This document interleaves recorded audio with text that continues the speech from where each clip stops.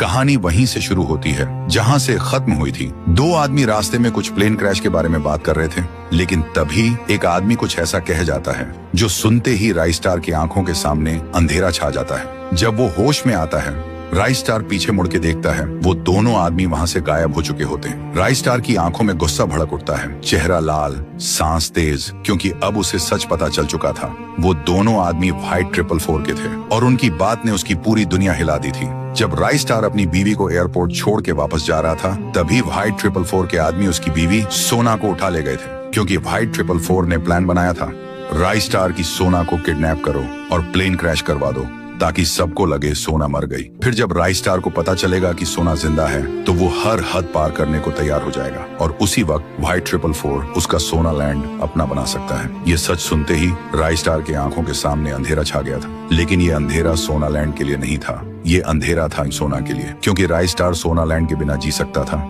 लेकिन सोना के बिना नहीं। तभी राइस्टार के फोन पे एक कॉल आता है व्हाइट 444 का। व्हाइट 444 बोलता है, अगर सोना को जिंदा देखना चाहता है तो सारे प्रॉपर्टी के पेपर्स लेकर मेरे बेस पे आ जा, और बिना कुछ सुने कॉल कट हो जाता है। राइस्टार घबरा के सोना लैंड की तरफ भागता है, लेकिन वो पेपर लेने नहीं जा रहा था, वो जा रहा था अपने सीक्रेट बंकर में, एक ऐसी जगह जिसका राज सिर्फ राइस्टार को ही पता था। वहाँ से उठाता है अपनी ड्रैगन AK, डेजर्ट ईगल और एक मिसाइल टारगेट कर देता है व्हाइट 444 के बेस पे।